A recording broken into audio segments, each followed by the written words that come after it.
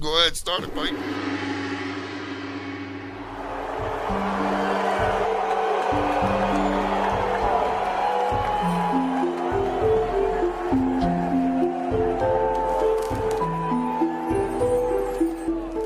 My shine.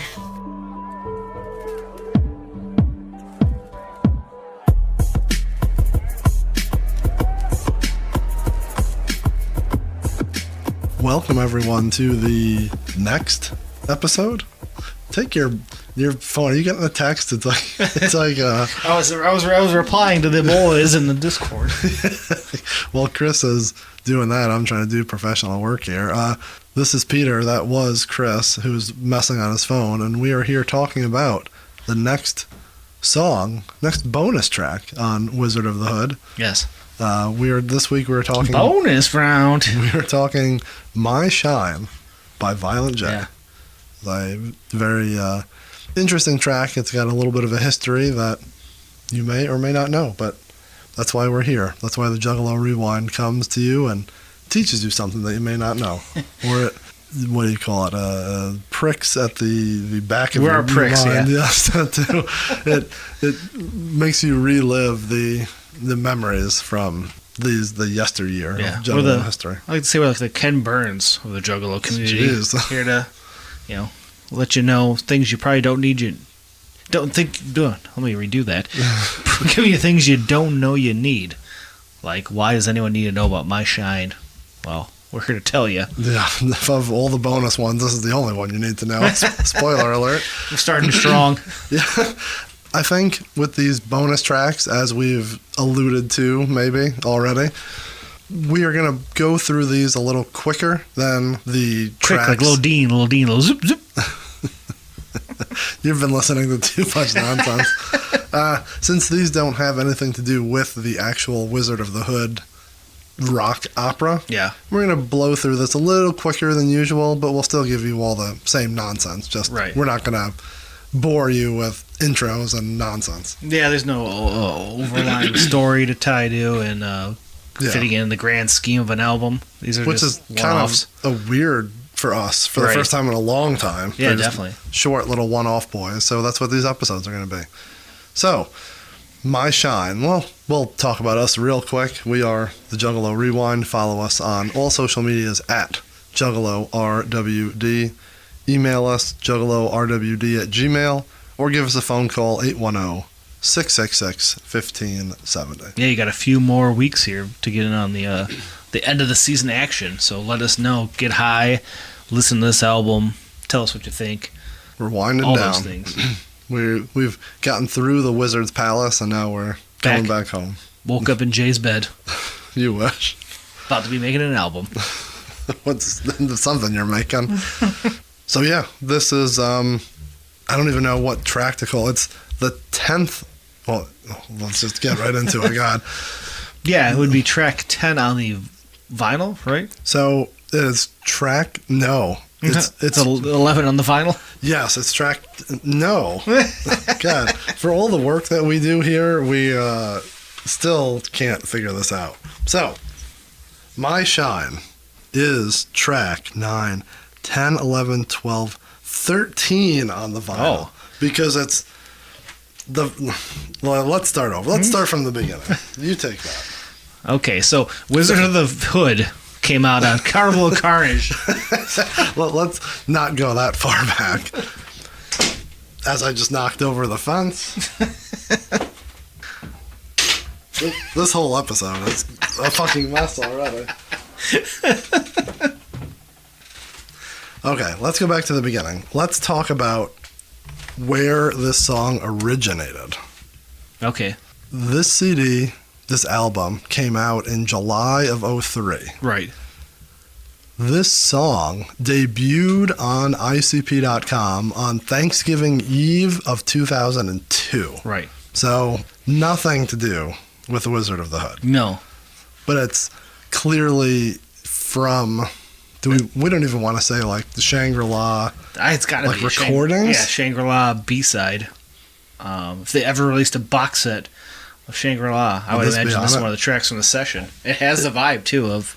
It has to be like he had to have pulled It's in that era. Like, there's nothing saying that it's from there, because he alludes to the Wraith, and he like makes references like it couldn't have been. So we're gonna get to that. The last line it couldn't have been on the CD. So it has to be very, very soon thereafter. I was just looking up, what was the B-side in the Homie single? There was a couple, but now that is a song that we're talking about. So definitely not this one. But it feels like this should have been the B-side. This more so than that. Yeah, some of the best songs of that era didn't make it to the Wraith, which is a whole nother story. I do have, though, do you want me to read the post? Yes, you can go right ahead. From ICP.com. I'll skip the first part. I'll post it so you can read the full thing. But the second paragraph here says, "We have 2 brand new songs so hot out of the Lotus Pod studio that we had to let them chill a little bit." Oh, sorry. Didn't put the silent bag on. We had to let them chill a little bit so it wouldn't cause a meltdown on your computer when you download them. These 2 songs, put together with Clown Love by Violent J and Mike P, are a special gift to all of you that have had our backs over the years. So it says, in the spirit of Thanksgiving and helping with Psychopathic for your flavor to your Thanksgiving turkey, it is a joyous time here for the ICP, Psychopathic Records, and especially the Hatchet family. We offer the songs My Shine and Bloody Bitch to you. What a Thanksgiving gift, Bloody Bitch. Is that what they call it? Is Bloody Bitch? We'll talk about that, sorry. Yeah. But to wish you and yours a happy and safe Thanksgiving. There was a couple, this is the only time we're going to talk about this. There was a couple of years there where they had you meet them behind St. Andrews on Thanksgiving. Either Thanksgiving or Thanksgiving Eve, and they would give out like free bullshit. Oh, really? It was always just like this. If you were in the area at the time, or you ever saw them at a comic convention or whatever, it was the same shit. It was Beanie Boys, comic books, Murder Dog magazine, all the stuff they had like a surplus of. Forgotten Freshness 3, like fucking Jackal Brothers, Hell's Pit, WrestleMania, I'm not saying like you don't respect that they gave away free it's shit. still cool they were doing that. But yeah, like if you are familiar with that era, that's the stuff you were getting. I was thinking this is the time they were giving out Thanksgivings. They were giving out turkeys, weren't they too? Like to homeless folks, isn't that a gimmick they did a couple times? They've always been good about stuff like that. About like they've had a couple where you bring cans and stuff. So, but I don't know if like this era in particular. But. I'd have to go back and look if there's other posts around there. But I felt like that was like the same time. But nonetheless, there it is. So this song, like you said, comes out on Thanksgiving Eve of 2002. Fast forward and to The Gathering 2003. Yeah. This is on the collector's edition tin version of Wizard of the Hood. Right. It is the 10th track there. So it's the first bonus track.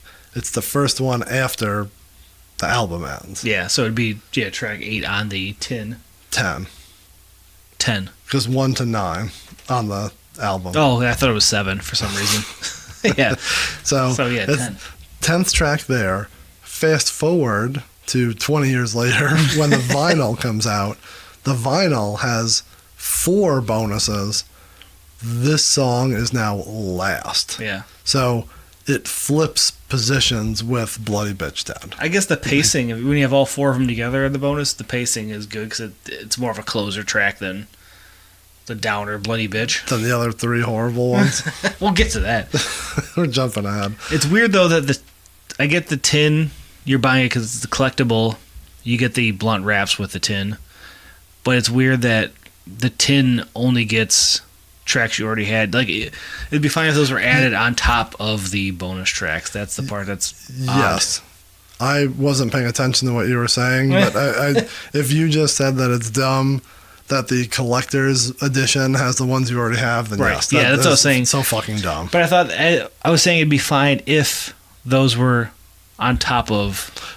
Yeah, if you just added those 2 on top of the already bonus. Yes, you should have had a regular one with 2 and then the bonus one with all 4. Yeah. Not which they 2 figured and 2. out fucking, you said 10 years later, 20 years later. Yeah. Does not make sense why they did that. But I guess the selling point on the tin is the blunt wraps as opposed to the music. Oh my God. I wish I remembered how much more the tin cost. It was a difference between like 10 and 15 or 15 and 30. Like, how I'm much guessing more? The CD was, when they came out, my guess would be the CD is 20, right? CDs were like 20 at that time. At the Gathering, when they dropped, I wouldn't say 20. When they're brand new, I would think. I would think 10 or 15. No, for a new CD, I was thinking the new CD would be 20, and the tin would be 30 or 40. No. Yeah. No fucking way. We'll have to pick a pause. Oh, look at this. Take a pause and pull up on these old posts. You find like how much they were. Yeah. They have the PDF of all the fucking merch. So I remember getting that for the gatherings, like highlighting one I wanted to buy. Oh, I definitely have that for the first one. Yeah. I have it printed out, but that's we'll dive into that someday. I don't know. There's no way that was more than $30 for the 10. 30 to 40. That's No my guess. way. No way.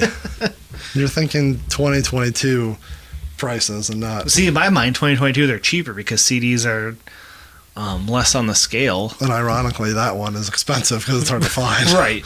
Yeah. So. That's a whole different thing. It's a collectible gimmick, but So like when they're releasing new CDs, usually they're like 10 to 15. Yeah. I don't know. Anyways, regardless or irregardless, as you like to say, yeah, that's bounced around and it's on a. That's stupid. I don't know why they did it that way, but fuck them.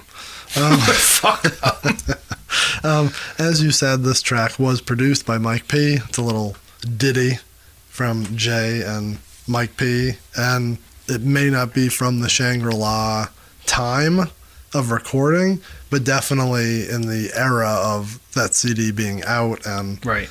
them basically living in the studio, Mike P just pumping shit out with them. So. Right, they're putting so much shit out at this moment. So that is probably why, they're still feeling that era flowing through their diamond rain blood. So that's the background of it, as fucking convoluted as it was. I can't believe it took us that long to fucking spit it out. But this track, for being a bonus, is all over the place. Yeah.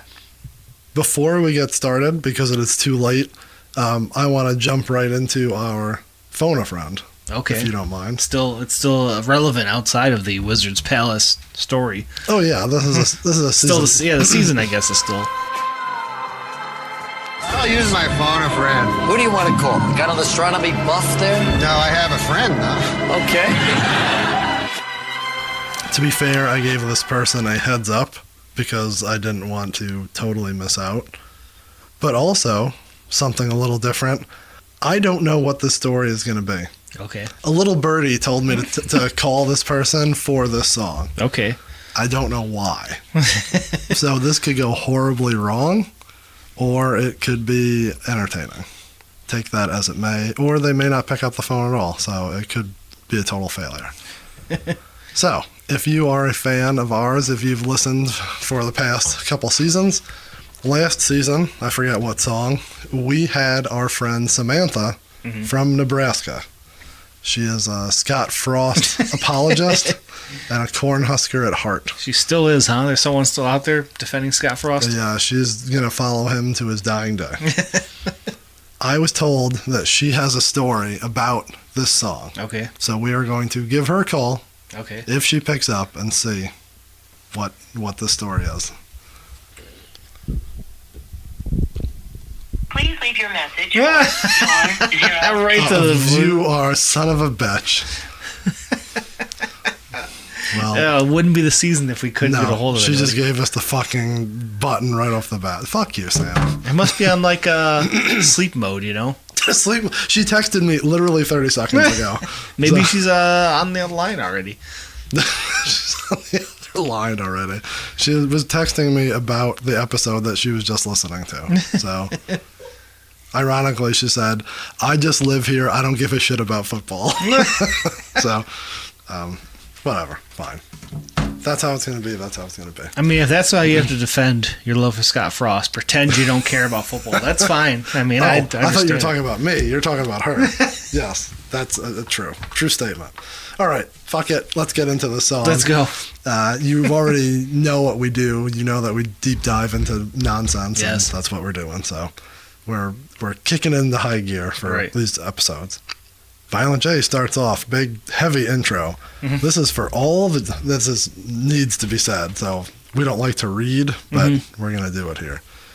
This is for all the Juggalos enjoying these days with us in Shangri-Lisa. This is for all the Juggalos enjoying these days with us in Shangri-Lisa. Shangri-Lisa was always a fun one. Yeah, you drop the Leezy on it. You like all the Lisas.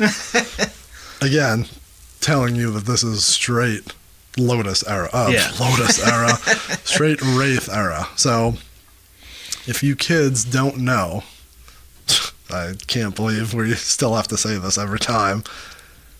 This, for being the most hated group in the world, as they call themselves, for being horrorcore, for being whatever, this era was them, gimmicked or not, being much more positive, upbeat, bright colors, different face paint, bright logos. This isn't a Wraith. I wish it was. I know. And we can say if it was gimmicked or not, or real or not, but they kept saying this is like the happiest time of our lives, most positive, blah, blah, blah. It's because he was stoned out of his mind the whole time. And that is where you get the Diamond Rain, you get all the positivity, and that bleeds through this song, and that's what he's saying here. Literally, my shine is that they're in a very happy and bright place. So, just to put in context of where in time that is, and not that they're any lighter or darker now, but that was definitely their gimmick then. It was the darkness of what they sang about, and then this was like a total flip of that. Now it's almost just like a preview of I feel like overall modern stuff is more in this realm. That's what I mean. Like now it's kind of, it spiked back then from like the highest to the lowest, and now it's just kind of there's down the middle of the road. Unless you want to argue that Lost kind of spiked. Not Lost.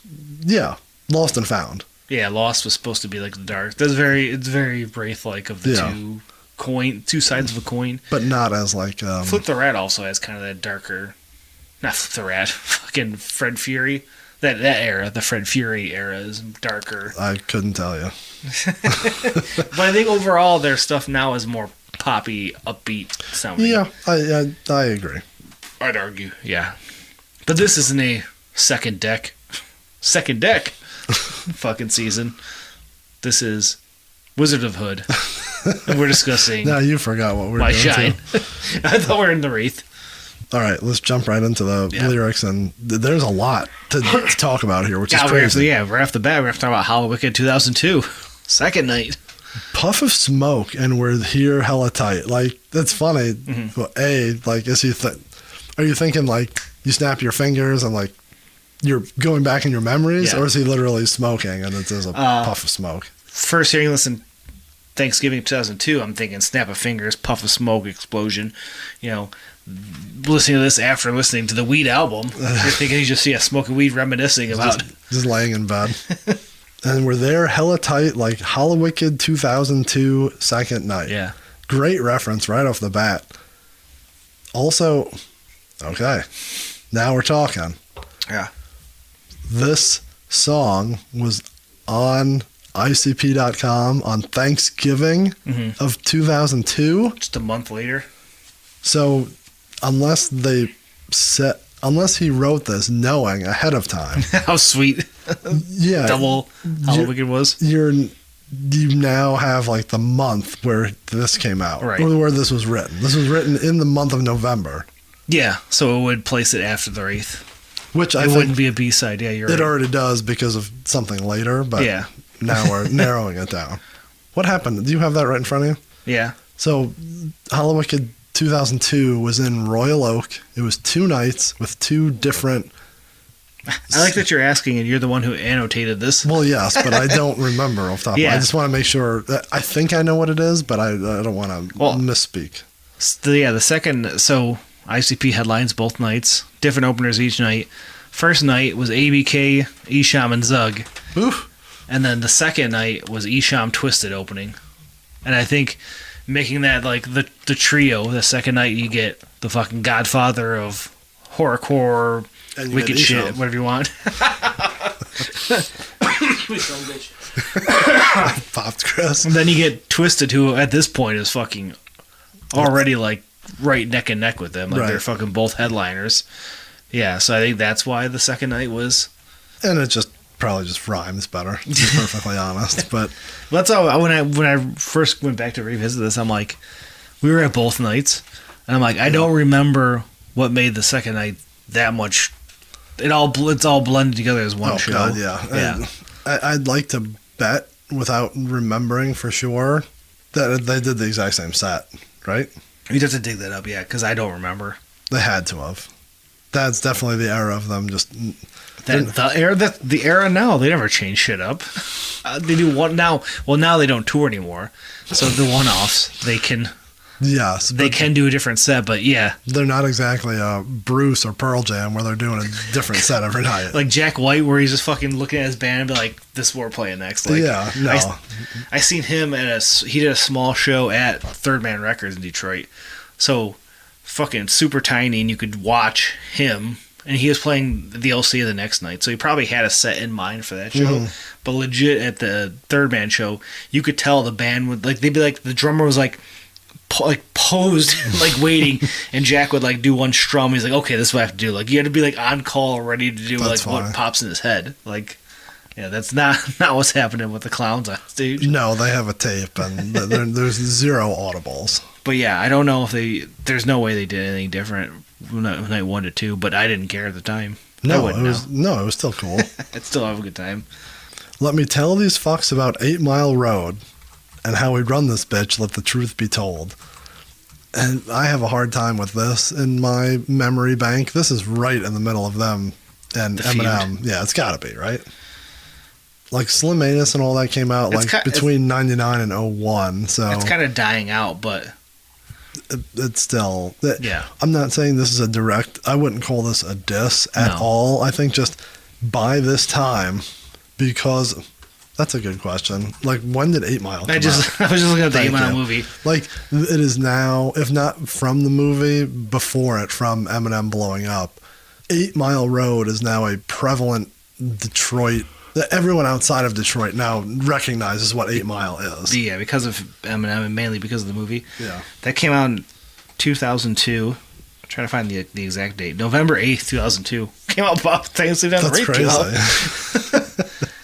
Yeah, so if this, as we go back to what we said at the beginning, this is recorded early 2000, early November, mid-November. So yeah, it's probably, he's watching media go nuts about 8 Mile. I'm like, no, we're Detroit, motherfucker. Like, he wants to claim it. That's a funny, like, timeline. Yeah. I bet he was at the premiere with me and Andrew. Was that the State Theater or the Fox Theater? No, it was at just the normal ass movie theater. Was it really? On the east side of town, right by Andrew's house. Oh, really? It wasn't a Star Theater. It was like was Gordy there since he's a but there was a bunch of people. M wasn't there, but there was like a Q&A with like the producer or whatever. What the fuck? Eastland Mall, whatever movie theater used to be there. Yeah. It was me, my girlfriend at the time, Andrew, and Tom. We all went. Like, I won 4 free tickets or whatever. It was like the world premiere. You know who else was the only like famous quote unquote person that I remember being there in line with us was Champtown. Right down to Champtown's butter. So I don't remember anyone else. I'm sure there was, but I definitely recognized him. Going back, our setlist.com does not have. Oh no, fuck no, they don't. Like for those 2 shows. I love that website, but for Juggalo stuff, it is horrible. Well, maybe we need to build them. Yes. The help of somebody. It's impossible. Like to go to go backwards, it's impossible. You could do it from now, and I think people do because they've caught on to that. Talk about one of those things that I wish we did the whole time. Yeah, so curious of what the set list was from 02. Like we're so big on like remembering merch and shit like that. Like ahead of I don't want to say we in particular, but I think we were part of a small group that did. Yeah, some stuff you wish you could go back and be like, man, that would have been something great to like keep track of. Black truck convoys running east to west with little hatchet men in back windows upper left. That was a big thing at the time that they were like rocking the black trucks. Yeah, and he's alluding to riders that like I feel like they've mentioned that more than once that they put you put the hatchet man sticker on the upper left of your window. Is that just me? I feel like that's, if not in song, in interviews or talking or whatever, that was like their whatever. Black Truck Convoys, though. Yeah. Black Truck bumping his every day. That shit was awesome. God, can you imagine that season? We have a lot of... It was a different time. Oh, yeah. It's going to be a tough one. Man, this stuff, though, is all fucking... These first, 4 or 5 lines went through, just pure Russian nostalgia on all this shit. Everything has, like, something about... Yeah. It's even just fucking me in the middle of high school loving life through all this. This Juggalo Nation can't nothing compare because we run under with the dirt, flip side of the street. I said compare, I meant compete. He's in the upside down like a Stranger Things. Just alluding that they're the underground. Right. I don't know if they've mentioned that by name at this point. The label that runs beneath the streets was 99. That was... Yeah, so they're definitely talking. Yeah, that was their gimmick. Like we mentioned at the end of the album, he's kind of going fast here. You know, he's speeding it up a little bit, and he picks it up here a little bit, I think, too, even mid. Starts singing a little bit. Yeah, and again, we'll read this, even though it's dark in the studio. Ever since the first time I seen the diamond rain. Anyways, ever since the first time I seen the diamond rain, I'm loving every second that it shine the same. Yeah. So many want to see us bring the fire rain. Why can't we just enjoy it while the time remains? Yeah. So I think he said it in an interview. It may be annotated there, but it is, yeah. He's just, do you just want to read it or do you want to freestyle it? Well, he was talking about how they said Hell's Pit would come out exactly 1 year later at the seminar at the gathering. They mentioned that. And then it did not come out till 2 years later at 04. And I do remember this at the time, everyone like wanting Hell's Pit, like, oh, we want the dark shit. Like, yeah, this was kind of mixed reviews when Wraith came out. Like, half the people didn't like it. People still, I think, kind of... In retrospect, ridiculous. Oh, yeah, we are proponents of fucking the Wraith. We love You love fucking the Wraith. But this comes out in November of 02, so it's weird he's saying that people are calling for wanting to see the fire rain already. Like, yeah, I wonder if that was from something specifically or just knowing that the anticipation for the next one is that he wanted to stay right in the good and not the... But it is kind of funny that looking ahead, that is the thing that people would like were bitching about wanting, because it kept getting delayed. Like, oh, here comes fucking Wizard of the Hood. Oh, here comes Psychopaths on Our Space 2. Here's Zug Island. Like, all these things were not roadblocks, but like slowing down the second half of the sixth coming out. And yeah, that was the thing of everyone bitching about. When's it coming out? I wonder, I'm not trying to compare the two. Did they... God, I can't even believe I'm saying this. Did they learn with Missing Link that you should put the positive one first? Why did they flip that? I'm sorry. Let's start over. You did it backwards. Yes. Put the negative one first, yeah. I'm sorry. The Wraith starts positive and goes dark, but the Missing Link starts dark and ends up positive. light. Yeah, they did flip it. Yeah, and it makes sense because you want to end on a celebration. Like, I think that was the thing, is they ended on the Wraith being a celebration. They were living, like I said, the Diamond Ring era. So then you're like, oh, we still have to put this second one out that's like dark and depressing. And like, we already ended the whole, like, the story has been told. All six have risen. They've consumed us all. Yeah, it did feel that way though, didn't it? When it came out, like, you're like, oh yeah, there's this second half still, like, we have to listen to. Yeah, it didn't. To me, it was already over when the fucking Shangri-La came out. It was over. There was no second half. It was like, that's what you were waiting for. Yeah, that is. We lived it, but it's hard to explain, right? It also dropped to, like, so Shangri-La dropped November of 02. I graduate that next spring. So by the time the Hell's Pit comes out, it's also like this has always been tied to my youth, and the youth is kind of like ending. So, you know, I wonder if like Hell's Pit came out in 03, if I'd feel that same way, if that's more tied to like when it came out in my life, because that's always the theme of these fucking albums. Like, when these came out, where were you in your life? It matches perfectly to me with just Shangri-La. Oh, interesting. It's We can talk about that in a million different seasons. Yeah, right? we have to we'll get deeper in that when it comes to a Shangri-La season. And then the last part, I think we can just kind of go through. I'm in a crystal. I always wondered, is this a specific reference? I'm in a crystal forest under a greenlit sky. Wasn't Crystal Forest the name of the first gathering place? Yeah, you're right. It's either what they called it or one of like the campgrounds. They like used to name like the campsites. They do, yeah. Like those were real funny when they were named. I feel Crystal Forest like rings a bell for me. Yeah. Tornadoes of glitter float calmly by, which is cool. Like visuals. Angels fly naked, letting their titties sway. He has this nice, very like you're in a moment. All of a sudden, oh, here's naked titty angels. And so many diamonds you can ice. Thing. That's a very 2000 thing. That was the Nelly, right? That's where that came from. I think so.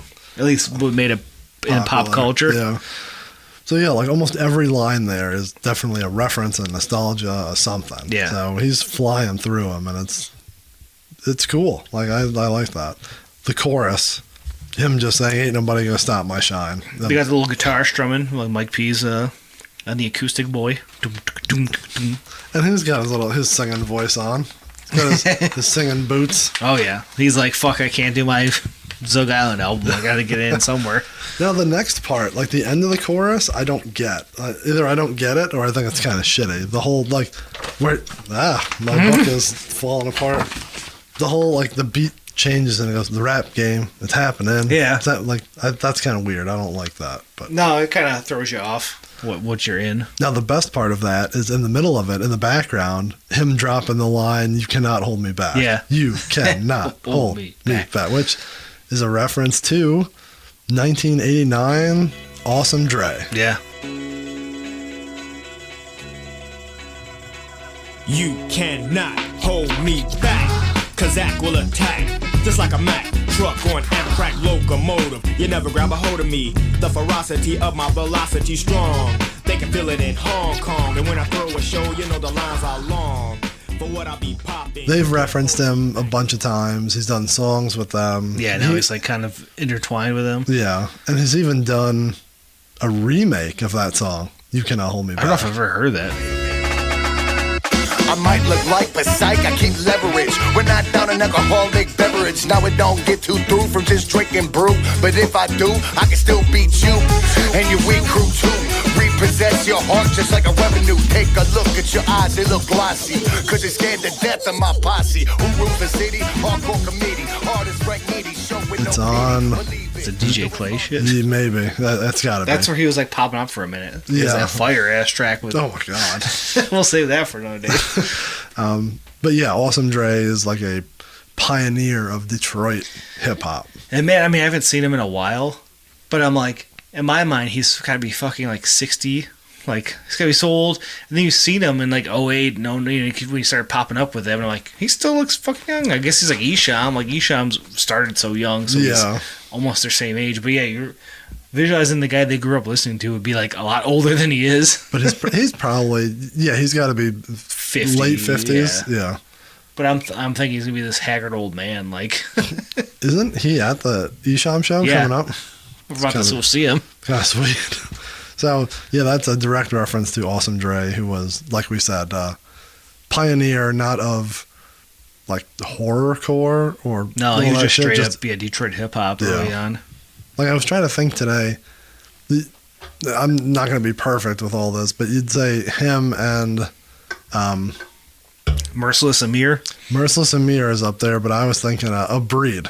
Oh, MC Breed, yeah. That's like that era. Yeah. And then it starts splitting off into like, obviously like Esham ICP, starts, all that stuff. But then you like your hip hop side goes a different route. Like it branches off from there, but they were like all those guys were the same, I feel like, early on. And then when Esham arrives, it's where it branches, because Esham sparks House of Crazies and ICP, even Eminem somewhat, but Eminem's he's kind of like right in the middle of the lane. Yeah, and then the other side has like a Slum Village, Proof, Paradigm. Dilla almost has like his own lane. Like he's not. Well, Dilla was with Slum, doing local shit, but then he was like, all right, I'm going to produce everyone who's fucking awesome because my beats are just out of this world. See, Questlo's making a documentary about him. No, I didn't see that. Yeah, I can't wait for that.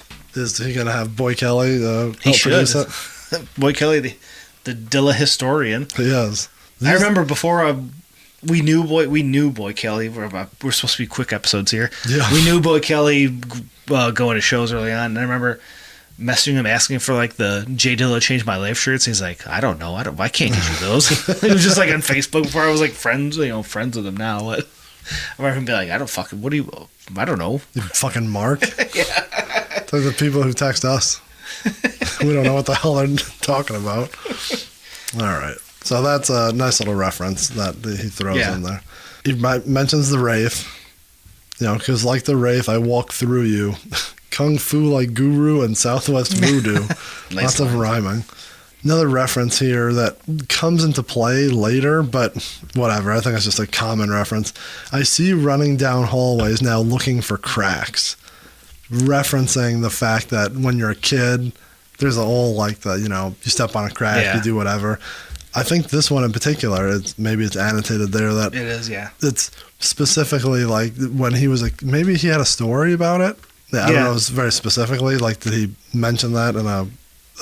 It's in behind the paint, beyond the mat. Which it's annotated. But I read that fairly recently and do remember him saying the stories when they were kids. People would say if you stepped in a crack, you got to kiss a Bruce brother. And that was like the biggest fucking insult to every kid in the school. And now he's insinuating that he's so big that... Dear, you wanting to step on cracks to kiss him? I know that's why you're stepping on cracks. What? You're the one who's the crack tile, Mark. That's true. That's a whole different story. The next lines, I think, are annotated that they're referencing the next song. Yeah. But I don't know if it's specifically that song or just... He's floating back and forth between Shangri-La and Hell's Pit, like the good and the wicked. I got a body on my bathroom floor, so I cut it and chop it and wrap it, and I wrap and I drop it.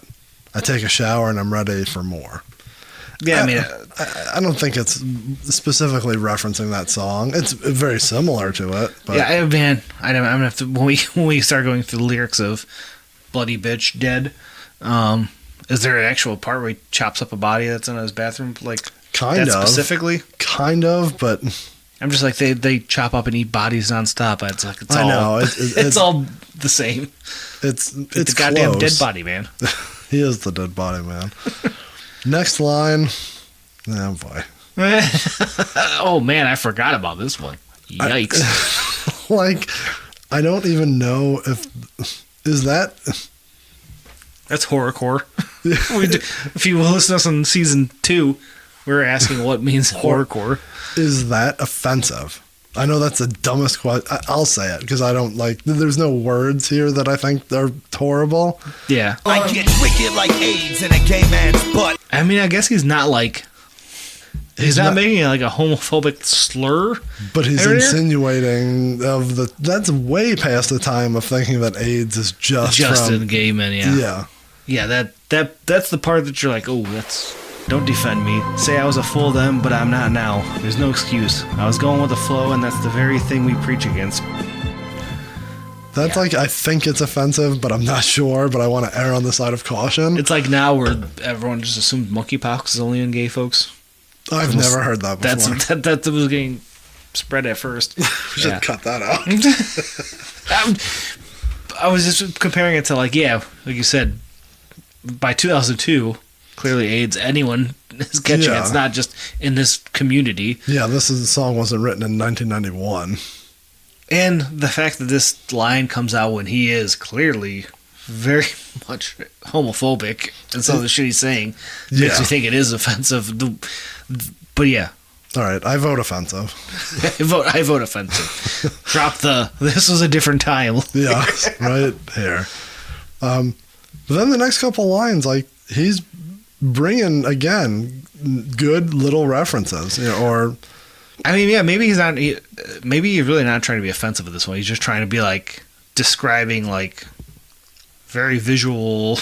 This is his version of wordplay. Yeah, things that. I mean, he's no Eminem. What else from the guy? Wow, there's a drop we should keep. He's no Eminem. What do you want from the guy? I'd like to go on record to say Wizard of the Hood has some of Jay's best rhyming, so I was giving him props earlier in the season. I spit lyrics so cold my mouth frozen shut. I mean, that's a cool little one-liner. I don't like this next part where they drop the chorus into the verse. Like, that's terrible and lazy. It's interesting, but I don't like it. Well, we didn't like that. I think we both collectively didn't like that sound of the rap game. It's happening. Like, it didn't. So to drop it in, I think it's cool. If I liked what the rhyme was, I don't like the rhyme, so it doesn't. Yeah. And then I do like, for multiple reasons, ruby red trees, yellow gem bushes, mercury waterfalls, granting all wishes. This is all, maybe not specifically, but it's definitely bringing back thoughts of Wizard of the Hood. Yeah, for sure. Makes me think of a fucking slot machine. I do like how he kicks that in and he goes, ruby red trees. Rap game is happening. I'm stepping in. I represent the Hatchet Man as best I can. Ruby red trees, yellow gem bushes, mercury waterfalls. Which later is the daughter named Ruby, right? It's just funny how like he eases into it. Look in the mist and you'll find my axe in the back of the fool trying to stop my shine. So he's saying, look out. Right. Then he does the fucking chorus again, which I think it's the exact same. And maybe like he may double it up and have like a little higher pitch in it, but it's right. It's still got Mike P strumming along. Like I do the fucking Johnny Cash guitar. It sounds like Barracuda. You're about to say. It sounds nothing like what's going on in this song. No, not at all. But that's what we do. It's what you do. Then they have the same fucking rap game that's happening. Yeah. The Hatchet Man, the best. Then we get dark again. Yeah. I keep saying it's interesting, but I've never been to churches except for some chicken, which is funny. That's funny, yeah. Church's chicken is everywhere, right? Or is that just like a north? I mean, it's probably not across the entire U.S., but I imagine it's big enough that it's big, especially now that fucking chicken sandwich blew up and every other place had to make their own chicken sandwich. Except, I think people know. They make it, right? Dude, no. No, it's Popeyes that started it. Yeah. Churches, you're right, churches might be a little smaller. I was getting those confused. For us, Church's chicken is attached to all White Castles. It used to be.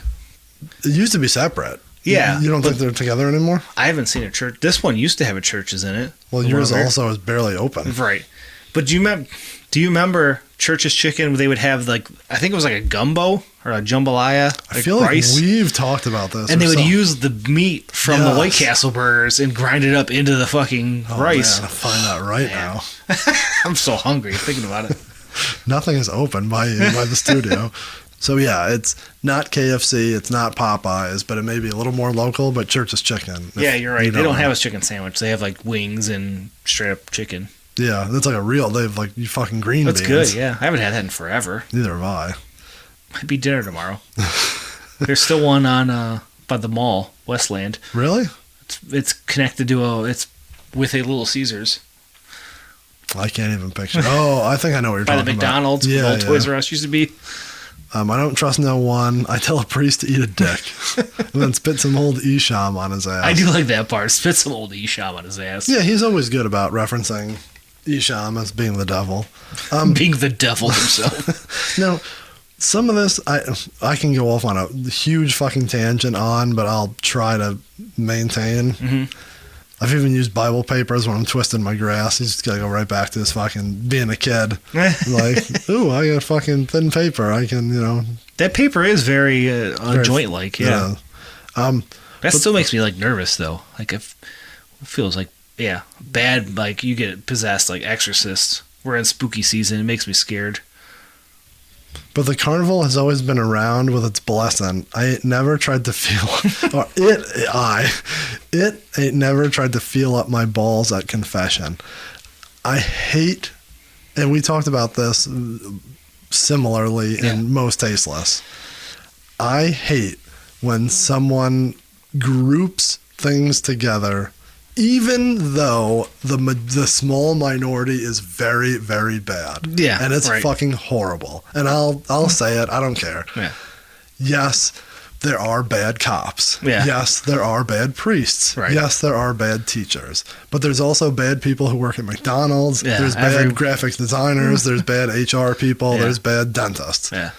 I hate when specifically priests and cops and teachers get lumped in for, even if you call 10% of being the most horrible people in the world, the other 90% get the brunt of it. Yeah. No, I definitely. fucking hate that. And I'm not like the most devout Catholic or whatever, but shit like that irritates me, that like that's prevalent. And that's not even where I was going with this. Like he's just insinuating, but it's funny that he turns it around and talks about the carnival as God. Yeah. So he's saying, we are like that. The carnival is like religion, except that we don't fucking fondle little boys. Yeah. Like, you don't have to say that. Like, it's a very. He's trying to be shocking for no fucking reason, and it's kind of weird. I also go the other way, thinking, I don't know if he grew up in a Catholic household. Like, did he at one point get something happen to him? Because he's very fucking angry about it. Like, yes, crooked pooch killers and by his stepdad, or like a guy. But I'm like with church, because he's. No, I think. I mean, I guess if you've had that happen to you and the Catholic Church had the fucking scandal it had, you're gonna reference it. Yeah, because you're gonna be like, if you a victim yourself, not from the church, from someone else, I imagine you'd still be. It would still bring feelings in you when you see that in the news. So I guess maybe that's why he gets on the priest this hard. It's unfortunately pop culture. Like, talk about a weird. Yeah, I don't know. I don't pretend to know what happened to him, but I don't think it was religious related. No. I think it's just the laziness. But you're saying that, like, he hears it and he triggers him to, like, right. go I mean, if you're a it. victim, yeah, you're going to be. I'm fucking. When those stories came out, it was fucking wrenching to someone who didn't have it happen. So I can't imagine you had something happen. When they came out, I mean, they come out all the time. Like, Yeah. it's not like a one time. It's not like the fucking girl falling in the well. Like, it literally happens all the time. But like that, when it was uncovered of all the fucking the cover up of it, yeah. Again, it happens more often than just the one. But regardless, I went off on a tangent that I don't know if I meant to, but So it's supposed to be a quick episode, guys. it was.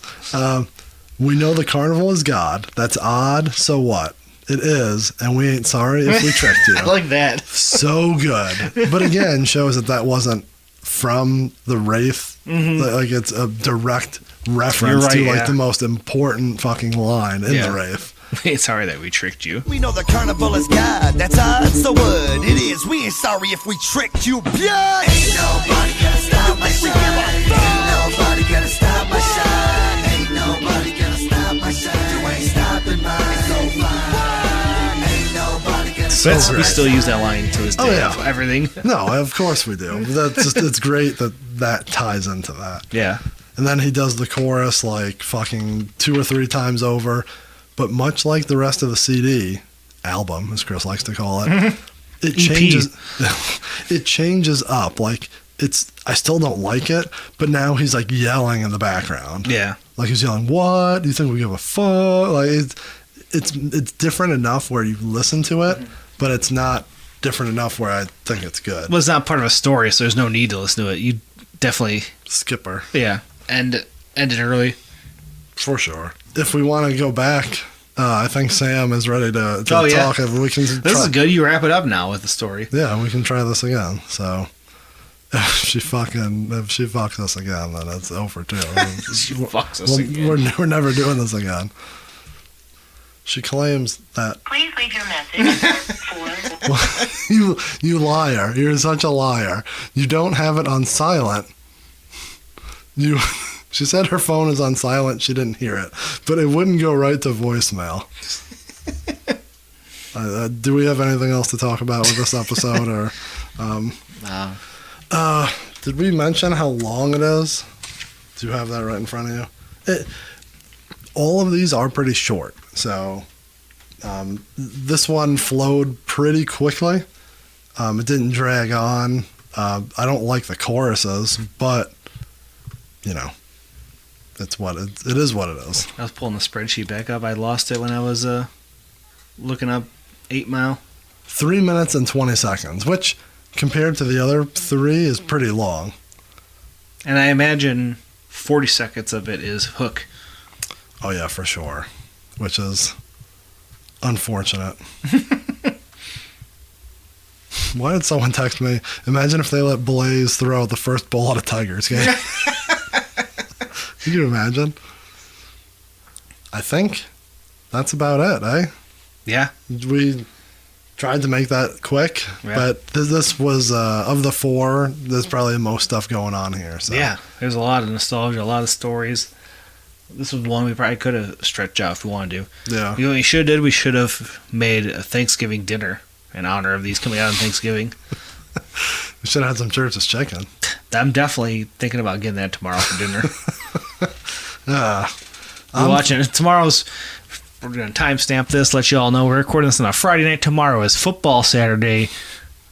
I don't have any... Usually, sometimes I like to plan my meals. You know, I like to smoke something in the smoker, you know, make something for the football game. I did not have that planned, so it was going to be pizza.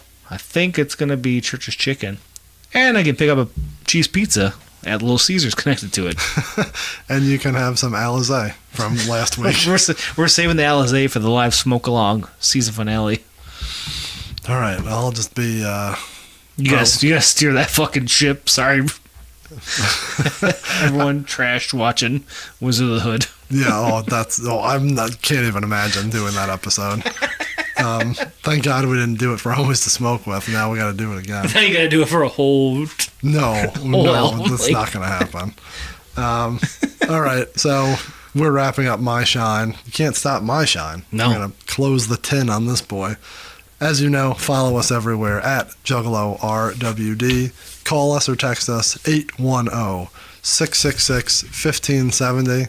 And if we call you, just don't pick up the phone. And if you have footage from Hallowicked 2002, first or second night, send it to us. I want to see this. Ain't gonna happen. Hey, stuff gets unearthed all the time on YouTube nowadays. That's true. Email us, juggalorwd@gmail.com. And don't forget to rate, review, subscribe on Apple, Spotify, and all your podcasting, listening applications. All right, this is supposed to be a quick one, so we're going to tie this boy up. My Shine.